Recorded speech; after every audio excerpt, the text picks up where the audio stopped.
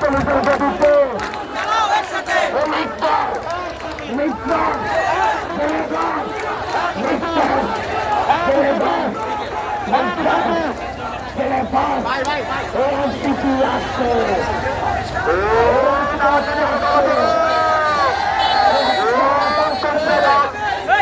আরো চোরে ইতরতে বলো, আরো চোরে ইতরতে বলো, ইতরতে বলো, আরো চোরে ইতরতে বলো।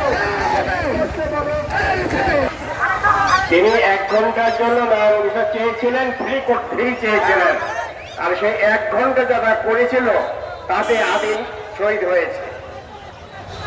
সেই দিনে আদিল শহীদ হয়েছে, সেদিন রিয়াগুব শহীদ হয়েছে।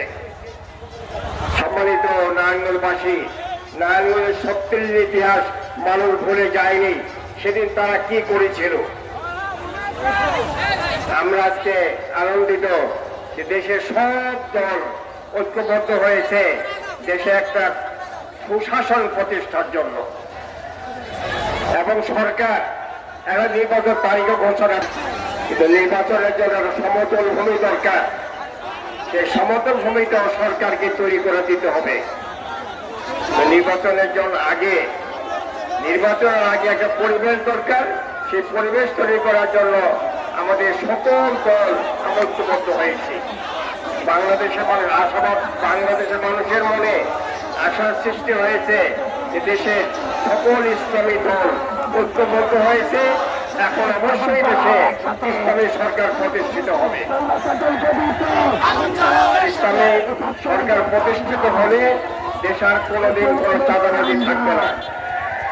কেউ কারো সন্ত্রাস করতে পারবে না, কেউ কারো জুলুম করতে পারবে না, কোন অবিচার করতে পারবে না, বাহাদুরি করতে পারবে না।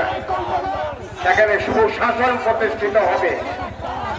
আমরা আল্লাহ তাআলার কাছে আশা ব্যক্ত করছি, হে আল্লাহ, হে আমাদের পরওয়ারদিগার, হে আমাদের মাওলা, হে আমাদের বাংলাদেশের রহমত নাযিল করো, বাংলাদেশ থেকে শান্তি